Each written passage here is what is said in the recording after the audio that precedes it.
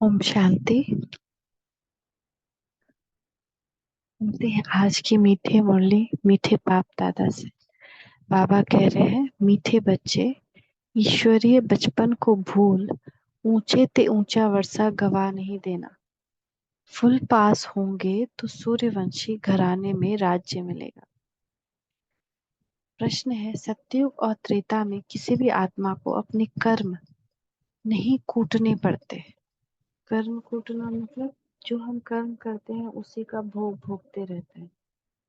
क्यों सत्युग और त्रेता में कर्म नहीं कूटना पड़ता? क्यों? क्योंकि सत्युग त्रेता में जो भी आत्माएं आती हैं वह संगम की ही प्रारब्ध भोगती हैं। उन्होंने संगम पर बाप द्वारा ऐसे कर्म सीखे हैं जो 21 जन्म उन्हें कोई कर्म कूटना नहीं पड़े। अभी बाप ऐसे कर्म सिखलाते हैं जिससे आत्मा कर्मातीत बन जाती है। फिर किसी भी कर्म का फल दुख नहीं भोगना पड़ता। आज का गीत है, बचपन के दिन भुला न देना, आज हंसे कल रुला न देना। ओम शांति। बच्चों ने मीठा मीठा गीत सुना। बेहद का बाप बच्चों प्रति समझा रहे हैं। परम पिता परमात्मा उसको ही कहा जाता है जो श्री श्री यानी श्रेष्ठ से श्रेष्ठ है।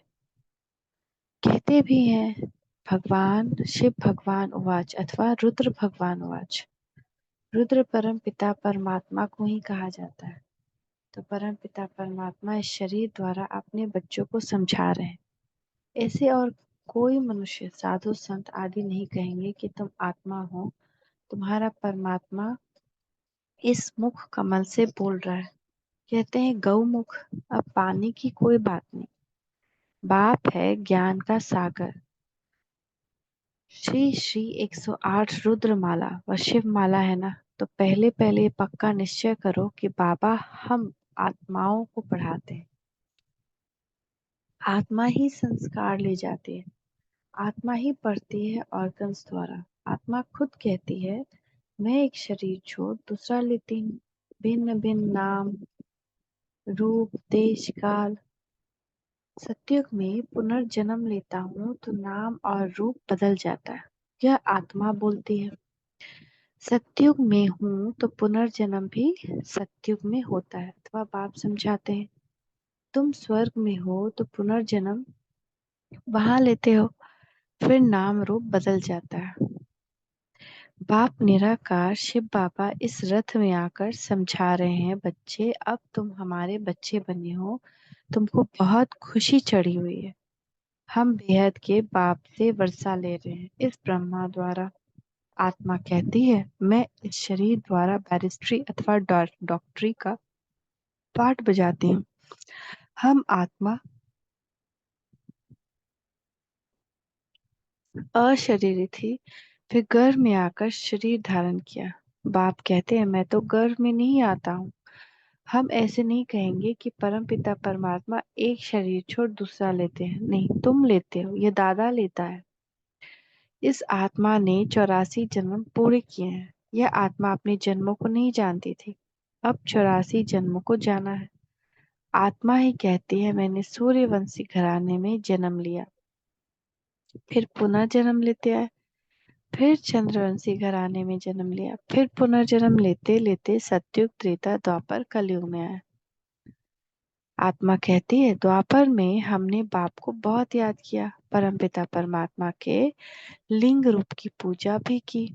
मैं आत्मा सतयुग में मालिक थी, वहां किसकी पूजा नहीं करती थी। स्वर्ग में भक्ति होती नहीं, आधा कल भक्ति की। अब फिर बाप के सम्मुख आए हैं, द्वापर और कलयुग में भक्ति की। अब बाप के सम्मुख आए हैं संगम पर। अभी तुम सब निराकार बाप के सम्मुख आए हो साकार द्वारा। बाप कहते हैं, यह ईश्वरीय जन्म भूल नहीं जाना। कहते हैं, बाबा ये तो बड़ा मुश्किल है। अरे मुश्किल क्या बात है, तुम आत्माओं का बाप मैं हूँ।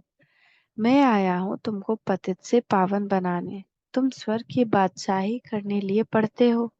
ज्ञान के संस्कार मुझ परम पिता परमात्मा में, इसलिए मुझे ज्ञान सागर मनुष्य सृष्टि का बीज रूप कहते हैं। खुद कहते हैं, बरोबर मैं रचयिता हूँ। मैं परम धाम में रहता हूँ। मैं यहाँ एक ही बार आता हूँ, जबकि मुझे पढ़ाना होता है। पतित सृष्टि को आकर पावन बनाता हूँ। जरूर पतित ही याद करेंगे, सत्युग में पावन तो याद नहीं करेंगे। ऐसे तो कोई नहीं कहेंगे कि आकर हम आत्माओं को पतित बनाओ। नहीं, पतित माया ने बनाया है, तब कहते हैं पावन आओ। परंतु उनको यह पता नहीं कि मैं कब आता। शिव बाबा बोल रहे हैं कि उनको ये पता नहीं मैं कब आता हूँ। मैं आता ही हूँ संगम पर, और कोई समय नहीं आता हूँ। अभी आया हूँ तो मीठे बच्चों ने हमारी गोद ली है। जानते हो, बाबा फिर से प्राचीन राजयोग सिखलाते हैं, जिससे भारत पावन बनता है। यह है निराकार ईश्वर की पाठशाला।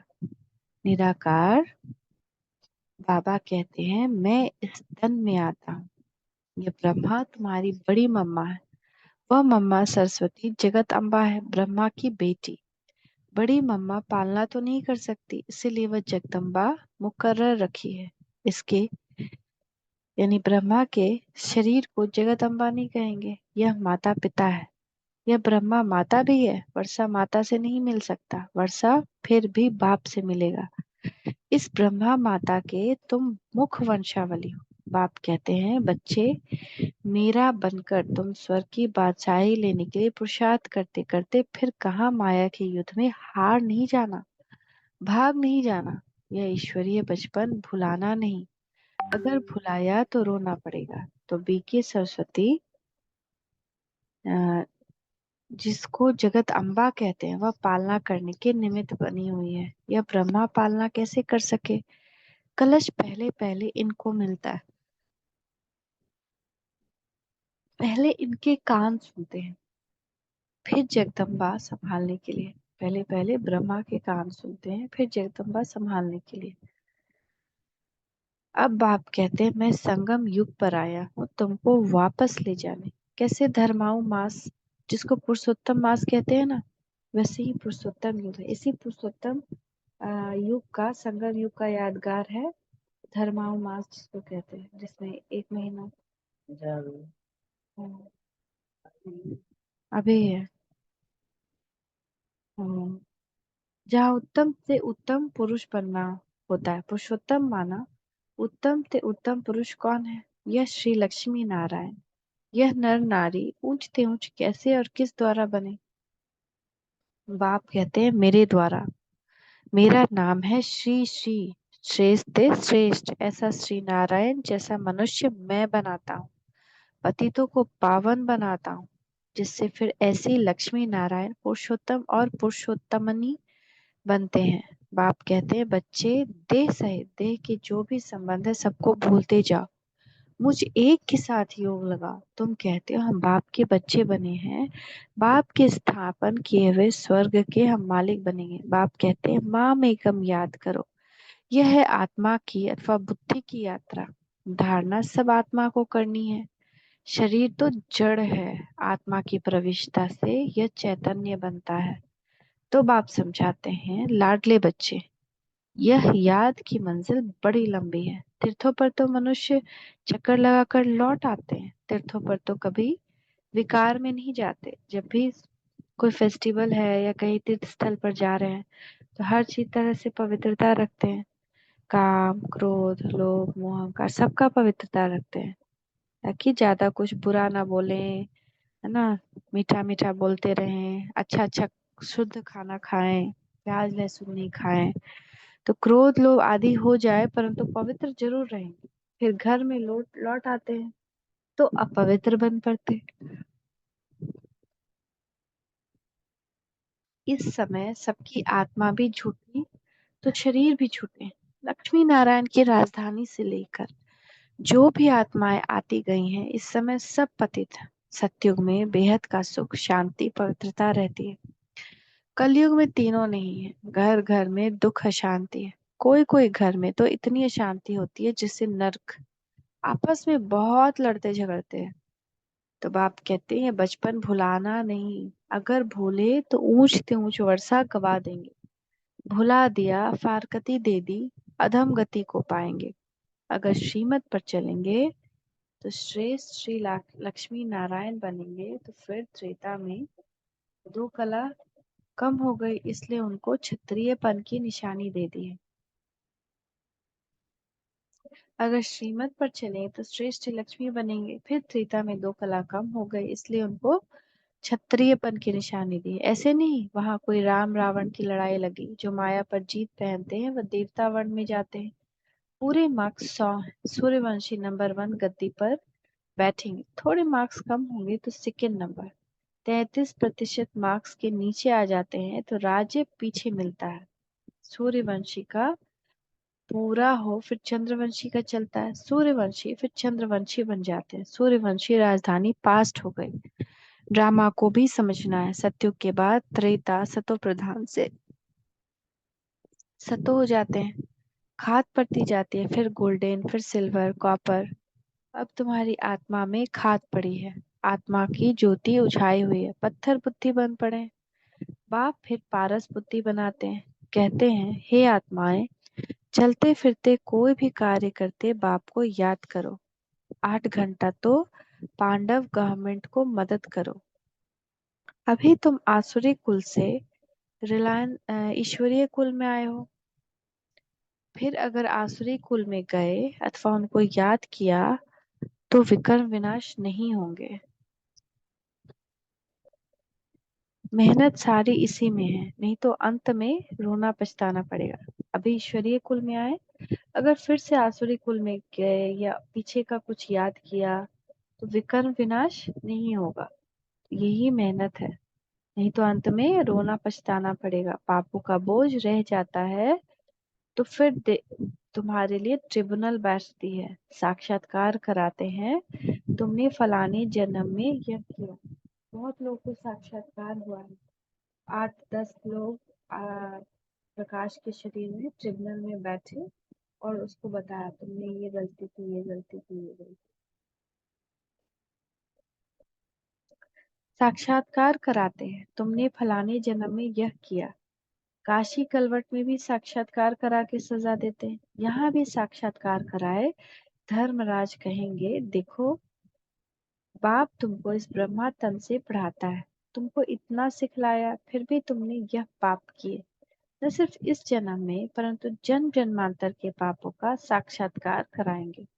टाइम बहुत लगता है, जैसे कि बहुत जन्म सजा खा रहा हूँ, फिर बहुत पछताएंगे, रोएंगे, परंतु हो क्या सकता है। इसलिए पहले से बता देता हूँ, नाम बदनाम किया तो बहुत सजा खानी पड़ेगी। इसलिए बच्चे, मुझे अपने सतगुरु के निंदक मत बनना, नहीं तो सजाएं खाएंगे और पद भी कम हो जाएगा।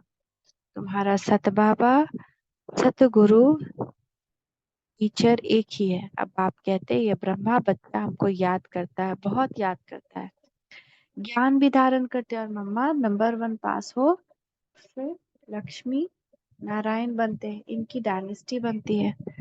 जब सब पुरुषार्थ करते हैं तो हम भी मम्मा बाबा के मिसल मेहनत कर उनके तख्त के मालिक बने। माता पिता को फॉलो करें और भविष्य तख्त नशीन बने। यह रचयिता और रचना की नॉलेज कोई जान नहीं सकते, वह तो बेअंत कह देते हैं। हम नहीं जानते, नास्तिक हैं। न जानने के कारण ही भारतवासी अथवा सब बच्चे दुखी हुए, लड़ते झगड़ते रहते हैं, पानी के लिए, जमीन के लिए, और पता नहीं क्या क्या चीज के लिए। तो कहा भी जाता है, ये पास्ट जन्मों के कर्मों का फल है। अभी बाप से तुम ऐसे कर्म सीखते हो जो तुमको 21 जन्म कभी कर्म कूटना नहीं पड़ेगा, एकदम कर्मातीत अवस्था में पहुंचा देते। भगवान वाच, हे बच्चे, मुझे बाप के अथवा मुझे साजन के बन करके फिर कभी फारकती मत देना। फारकती देने का कभी संकल्प भी नहीं आना चाहिए। वहां कभी स्त्री पति को डाइवोर्स देने की संकल्प भी नहीं करेगी। बच्चा कभी बाप को फारकती नहीं देगा, आजकल तो बहुत देते हैं। सत्युग में कभी फारकती नहीं देते, क्योंकि वहां तुम अभी के पुरुषार्थ की प्रारब्ध भोगते हो, इसलिए कोई दुख का अथवा फारकती का प्रश्न ही नहीं। यह याद की यात्रा है, परमपिता परमात्मा के पास जाने की रूहानी यात्रा। निराकार बाप निराकार आत्मा से बात करते हैं इस मुख द्वारा। तो यह गौ मुख हुआ ना, बड़ी माँ है। तुम हो मुख वंशावली, उनसे ज्ञान रत्न निकलते हैं, बाकी गौ के मुख से जल कैसे निकलेगा? बाबा इस मुख द्वारा अविनाशी ज्ञान रत्न देते हैं। किसके मुख के द्वारा? ब्रह्मा के मुख द्वारा। उसको गौ मुख कहते हैं। ज्ञान को उगारते रहना, वो गौ को दिखाते हैं ऐसे। एक एक रत्न लाखों रुपए का है, जितना तुम धारण करेंगे। मुख्य है मन मना भव, यह एक रतन ही मुख्य है। बेहद के बाप कहते हैं, मुझे याद करने से मैं बेहद के सुख का वर्षा देने के लिए बंधा हूँ। जब तक शरीर है मुझे याद करते रहो तो तुमको स्वर्ग की बादशाही देंगे, क्योंकि तुम आज्ञाकारी वफादार बनते हो। जितना जो याद में रहते हैं उतना दुनिया को पवित्र बनाते हैं। याद से ही विकर्म विनाश होता है। बच्चों को माया घड़ी घड़ी भुला देती, इसलिए खबरदार रहना है। कभी बाप को भुला नहीं देना। मैं तुमको लेने आया हूँ। सत्युग में फिर नाटक रिपीट होगा। मैं सत्युग का मालिक नहीं बनूंगा, तुमको स्वर्ग के का राजाई देता हूँ। मैं फिर आधा कल्प वानप्रस्थ में बैठ जाऊंगा। फिर आधा कल्प मुझे कोई याद नहीं करते। दुख में सभी याद करते हैं, सुख में करे ना कोई। अच्छा, इसीलिए क्योंकि वहाँ सुख होता है। सुख दुख में सिमरन सब करे, सुख में करे ना कोई। मीठे मीठे सिखिला दे बच्चों प्रति माता पिता बाप दादा का याद प्यार। Good morning. रूहानी बाप की रूहानी बच्चों को नमस्ते। रूहानी बच्चों की बाप को याद प्यार। Good morning. नमस्ते बाबा, नमस्ते। शुक्रिया बाबा, शुक्रिया। धारणा के लिए मुख्य सार: 8 घंटा पांडव गवर्नमेंट की मदद जरूर करनी है। याद में रह विश्व को पावन बनाने की सेवा करनी है। कभी कोई उल्टा कर्म करके सतगुरु की निंदा नहीं करानी। मम्मा बाबा जैसा पुरुषार्थ कर सूर्यवंशी राजाएं लेनी है। आज का वरदान है, देखिए बाप दादा का वरदानी हस्त अपने मस्तक के ऊपर। बाप दादा वरदान दे रहे हैं, मीठे बच्चे दिव्य बुद्धि के वाहन द्वारा, दिव्य बुद्धि से परम धाम जाते हैं, तो दिव्य बुद्धि के वाहन द्वारा तीनों लोकों की सैर करने वाले ज्ञान स्वरूप विद्यापति भव। दिव्य बुद्धि अर्थात होली हंस बुद्धि। हंस अर्थात क्षीर और नीर को, मोती और पत्थर को पहचान मोती ग्रहण करने वाले, इसलिए होली हंस संगम योगी ज्ञान रूपी विद्या देवी सरस्वती का वाहन है। आप सभी ज्ञान रूपी विद्यापति या विद्या देवी हो।